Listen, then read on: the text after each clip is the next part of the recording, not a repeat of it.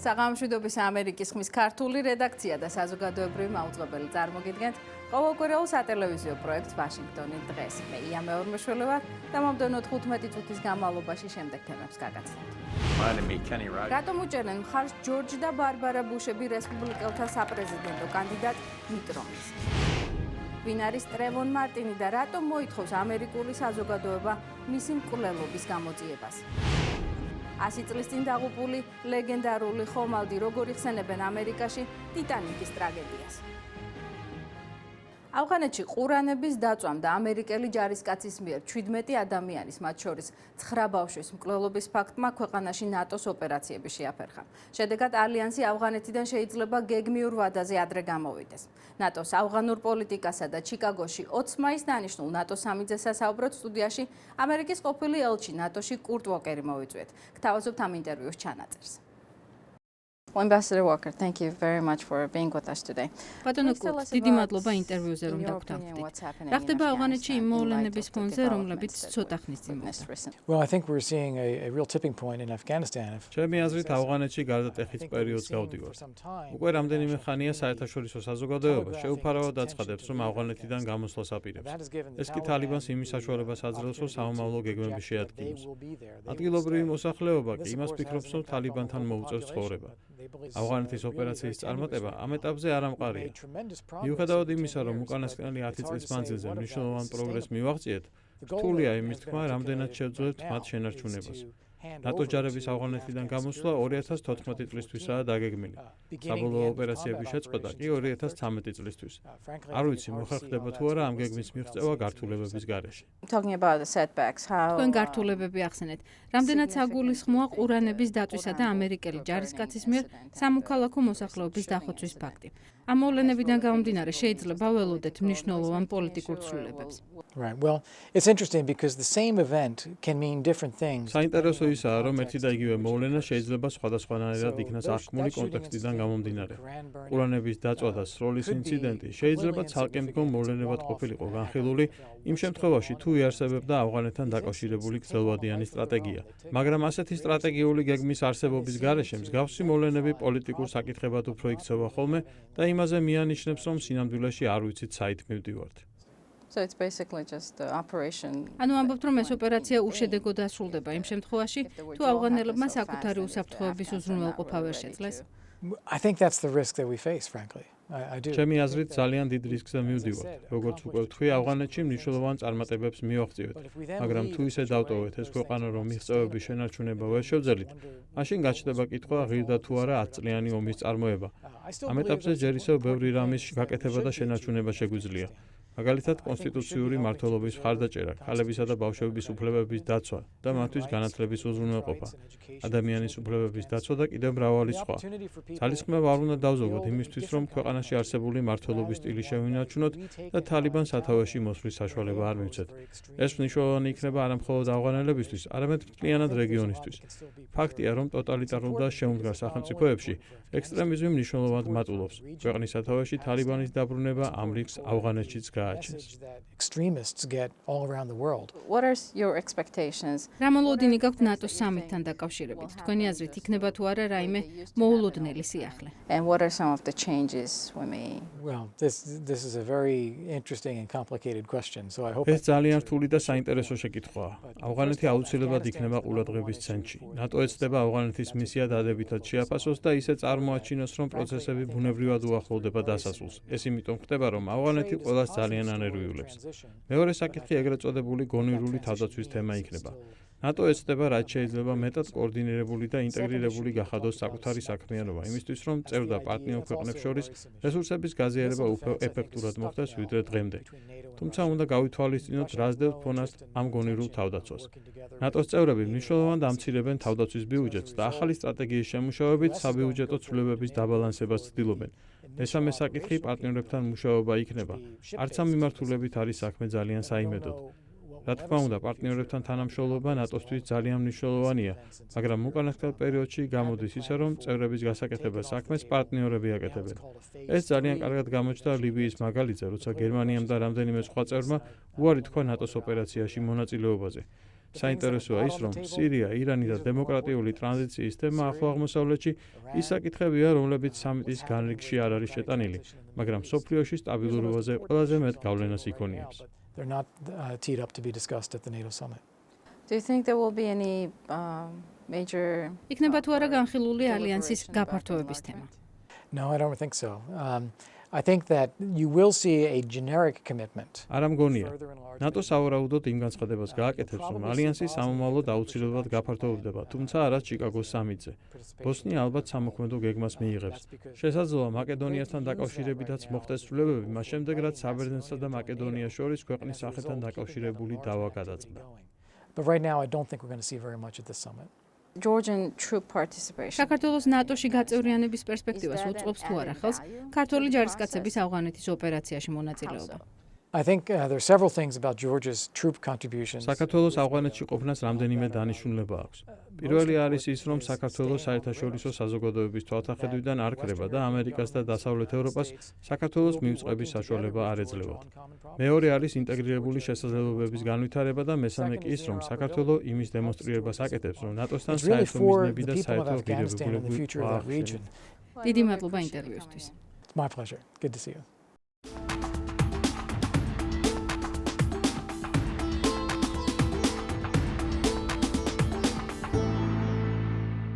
ამერიკის ერთ-ერთი ყოფილი პრეზიდენტი ჯორჯ ბუш უფროსი საპრეზიდენტო მარათონში მიტ რომნის უცხადებს მხარდაჭერას. როგორ მიმდინარეობს წინა საარჩევნო პაექრობა რესპუბლიკელ კანდიდატებს შორის და როგორ აფასებს ამ პროცესს ამომრჩეველი.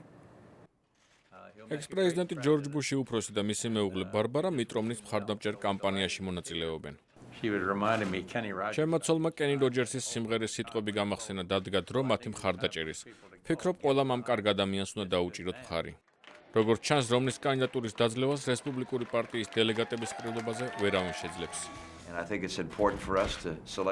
ჩვენთვის მთავარია შევარჩიოთ კანდიდატურა, რომელსაც კამპანიის დროს ყველა მხარს დაუჭერთ. თუმცა რომნის მეტოქეები ნიუტ გინგრიჩი, რონ პოლი და რიკ სანტორუმი იმედს არ კარგავენ. ფიქრობ, ამერიკელები დაიღალნენ პოლიტიკოსებით, რომლებიც ხალხს კარნახობენ, თუ რა არის პოლიტიკურად მიზანშეწონილი და რა არა. კონგრესში რესპუბლიკელების წარმომადგენელი ოჰაიოდან სტივ ჩაბოტი ამერიკის ხმას ესაუბრა. As a Republican myself, I'd like to see a lot of როგორც რესპუბლიკელს მე მსურს ვიხილოთ ძლიერი ხანძარი, რომელიც პრეზიდენტის პოლიტიკისკენ იქნება მიმართული და ამერიკელ ხალხს ექნება მკაფიო არჩევანის საშუალება. Quinnipiac's სოციოლოგი პიტერ ბრაუნი ფიქრობს, რომ რესპუბლიკელთა მეტოქეობა პრეზიდენტ ობამას წისქვილზე ასხამს წყალს. მათი ნეგატიური ტონი და პოლიტიკა ნულოვანი დონის თამაშია. რაც ცუდია რესპუბლიკელებისთვის, ის კარგი ხდება პრეზიდენტისთვის. ბარაკ ობამას საზრუნავი კი ეკონომიკაა. ჩვენი ეკონომიკა ძლიერდება. გაჯანსაღება ჩქარი ტემპით მიმდინარეობს. უკანა გზაზე დაბრუნება კი იმას ნიშნავს, რომ ჩვენ ქაოსის მიხედვით პირველ ადგილზე აღმოჩნდებით. ბოლო გამოკითხების მიხედვით არჩევნები დღეს რომ ჩატარდეს პრეზიდენტ ობამას ნებისმიერი რესპუბლიკელი კანდიდატის დამარცხება შეუძლია. ამის მიზეზი კი ის არის, რომ ეკონომიკაში დადებითი ძვრებია. საყოველთაო შეგრძნებაა, რომ ეკონომიკა უმჯობესდება, რაც პრეზიდენტის რეიტინგის ზრდასაც უწყობს ხელს. თუმცა უზენაეს სასამართლოს მოსალოდნელმა გადაწყვეტილებამ შესაძლოა პრეზიდენტის ჯანდაცვის რეფორმას პრობლემები შეუქმნას. იმის მიხედვით თუ რას გადაწყვეტს უზენაეს სასამართლო, ბევრი რამ გამოიკვეთება. უზენაეს სასამართლოს გადაწყვეტილება კი ივნისში გახდება ცნობილი. ლევან ღირსიაშვილი, ამერიკის ხმა, ვაშინგტონი. ფლორიდაში 17 წლის ახალგაზრდა უბნის დაცვის წარმომადგენელმა სასიკვდილოდ დაჭრა. თინეიჯერის ოჯახი მკვლელობას რასიზმით მოტივირებულად მიიჩნევს. ეჭვმიტანილი კი აცხადებს, რომ ის თავს იცავდა, რაც ფლორიდის კანონმდებლობით მას მკვლელობაში არ ეთვლება. რას ფიქრობს ამ ფაქტზე საზოგადოება და როგორ მოიქცევა ფლორიდის სასამართლო?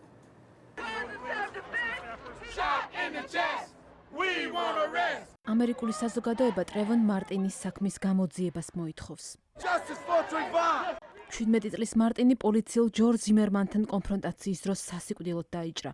მარტინის მშობლები თვლიან, რომ მათი შვილი გამიზნულად მოკლეს. ზიმერმანი კი ამბობს, რომ ის თავდაცვის მიზნით მოქმედებდა. ამ საქმეს ფედერალური და ადგილობრივი ხელისუფლება იძიებს, მაგრამ ჯერჯერობით არავინ დაუკავებიათ. ბენჯამინ კრამპი მარტინების ოჯახის ადვოკატია. honestly believe ჩვენი აზრით, ტრევონ მარტინის კვლელობა რასობრივი მოტივით მოხდა. ზიმერმანის მხარდამჭერები ამას უარყოფენ, თუმცა ამერიკელთა უმრავლესობას იგივე აზრი გააჩნია. კონგრესმენი ბობი რაში ამ საქმის გამოძიებისთვის ფედერალური კომისიის შექმნას მოითხოვს. racial profiling has to stop. რასობრივი ნიშნით ხალხის გამორჩევას ბოლო უნდა მოეღოს. თუ ვინმე კაპიშონით დადის, ეს არ ნიშნავს, რომ ის Does ხულიგანია. not make them a hooligan. კვლელობის ღამეს მარტინს კაპიშონიანი მაისური ეცვა. ათასობით ადამიანი დღეს ამგვარად გამოწყობილი დადის რასობრივი დისკრიმინაციისადმი პროტესტის ნიშნად. ქრის ბალოკი უნივერსიტეტის სტუდენტია. I should be able to like go outside and just მე ჩემი კაპიშონით გარეთ გასვლის დროს არ უნდა მქონდეს იმის შიში, რომ ვინმეს ყაჩაღი ვეგონები. person. ადამიანის უფლებათა დამცავების აზრით პოლიცია შავკანიანი მძღოლების მიმართ ტენდენციურობას იჩენს. ხშირად უმიზეზოდ აჩერებს მათ, რადგან ისინი თვლიან, რომ აფრო-ამერიკელებში უფრო მეტი პოტენციური დამნაშავეა. რასობრივი დისკრიმინაცია თანასწორ უფლებიანობაზე დაფუძნებულ კანონმდებლობას არღვევს. ვაშინგტონში მდებარე ჰოვარდის უნივერსიტეტის აფრო-ამერიკული სწავლების დეპარტამენტის ხელმძღვანელი გრეგ კარი. Politicians tend to respond to numbers. პოლიტიკოსები ყურადღებას აქცევენ, თუ რამდენი ადამიანია დაინტერესებული რასობრივი დისკრიმინაციის საკითხებზე განათლების მიღებით. როგორ არიან ისინი ორგანიზებულნი და შეუძლიათ თუ არა ლობირება გაუწიონ მათთვის საყურადღებო საკითხებს. Law enforcement and just in general in society. ჩრდილოეთ კაროლინას უნივერსიტეტის სტუდენტი გვეუბნება. It just kind of upsets me that, სამწუხაროა, რომ ადამიანებზე მათი ჩაცმულობის მიხედვით მსჯელობთ. არ შეიძლება ადამიანის მხოლოდ გარეგნული მონაცემით შეფასება. შავკანიანი ამერიკელები ხშირად საკუთარ შვილებს პოლიციელებთან ურთიერთობის წესებს ასწავლიან. ეფრიგენ ბაპტისტი დედამისის რჩევას ითვალისწინებს. მანმე ქუჩაში მოქცევის წესები მასწავლა, როდესაც ყველაფრისთვის მზად უნდა იყო. ზოგიერთებისთვის ეს ყოფნა არ ყოფნის საკითხად გადაიქცა. ანა კალანდაძე, ამერიკის ხმა, ვაშინგტონი. ზუსტად საუკუნის წინ 1912 წლის 15 აპრილს ტიტანიკი ატლანტის ოკეანეში აისბერგს დაეჯახა. მაშინ მსოფლიოში ყველაზე დიდი და მდიდრული გემი ავარიიდან სულ რაღაც 3 საათში ჩაიძირა და ბორტზე მყოფი 2223 მგზავრიდან 1517 სიცოცხლე შეიწირა. ჰოლივუდი და ამერიკელი ხელოვანები ტიტანიკს ჩაძირვიდან 100 წლის შემდეგ იხსენებენ. ტიტანიკის ისტორიისადმი ამერიკელთა ინტერესი არ ცხრება. გიგანტური ხომალდის ჩაძირვის 100 წლის თავი ჰოლივუდმა ერთ-ერთი ყველაზე პოპულარული ფილმის ტიტანიკის სამგანზომილებიანი ვერსიის საერთაშორისო პრემიერით აღნიშნა. ლას-ვეგასში ოკეანის ფსკერზე ნაპოვნი ნივთების გამოფენა გრძელდება. ექსპონატებს შორის ტიტანიკის კორპუსის უზარმაზარი ნაჭერიცაა. 1912 წლის 15 აპრილს მომხდარ კატასტროფას 2000 მგზავრიდან მხოლოდ 710 გადაურჩა. მაშველი ნავების რაოდენობა საკმარისი არ აღმოჩნდა. მათი უმეტესობა ქალებით და ბავშვებით გაივსო. მამაკაცები და მესამე კლასის მგზავრები გაყინულ ოკეანეში განწირულნი აღმოჩნდნენ.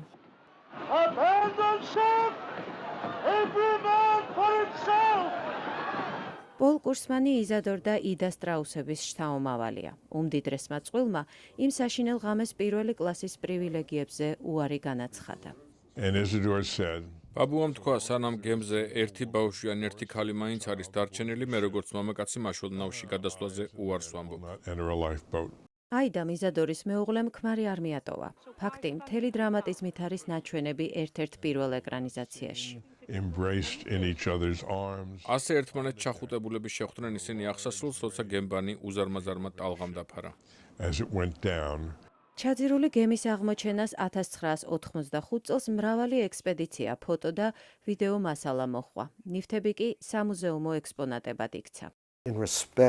დაღუპულთა საპატივცემულოდ თავად გემის დარჩენილ ნაწილს ხელი არ ახლეს. ბევრისთვის ის საკრალურ ხომალდად დარჩა. არლან ეტინჯერი ნიუ-იორკის აუქციონის პრეზიდენტია, რომელზეც 5500 ნივთი იყიდება. ჩრდილოეთ ატლანტიკის სასტიკ ბუნებრივ პირობებს გემი დიდხანს ვერ გაუძლებს. ეს კოლექცია კი ტიტანიკის სევდიან მოგონებებს სამუდამოდ აცოცხლებს. რიჩარდ დავენპორტ ჰაინსი წიგნში ტიტანიკის თითოეული მგზავრის ცხოვრებას აღწერს. უღარიბესით დაწყებული, უმდიდრესით დამთავრებული. ის ტიტანიკის საუკუნოვანი ჯადოსნური ხიბლის საიდუმლოს ტექნოლოგიის ეროგანტული ხასიათით ხსნის. ტიტანიკი ამის საუკეთესო მაგალითია. ის ჩაიფიქრეს როგორც მსოფლიოს უდიდესი, უსწრაფესი ჩაუძირავი ხომალდი. ყინულოვან ოკეანეს ტიტანიკი უმაღლესი სისწრაფით კვეთდა, რაც ძალზე სახიფათო იყო. ტექნოლოგიური ექსპერტების თქმით, გემის კორპუსის ქანჩებიც კი ძალზე სუსტი და დარტყმის შემთხვევაში არასწორად გათვლილი იყო. ბედმა გრანდიოზული თავის დროზე მსოფლიოს უდიდესი გემი აუქციონზე მცირე ნარჩენებად ნაწილ-ნაწილ გაყიდვისთვის გაწირა. მაია ქვარცხავა, ამერიკის ხმა, ვაშინგტონი. დღეისათვის სულ ეს იყო, თქვენ უყურებდით ამერიკის ხმის ყოველკვირეულ გადაცემას ვაშინგტონი დღეს. ჩვენ მომავალ კვირამდე გემშვიდობებით, მანამდე კი თვალი გვადევნეთ ვებგვერდზე 3w.amerikiskhma.com და გახსოვდეთ, რომ ამერიკის ხმა ინფორმაციის სანდო წყაროა.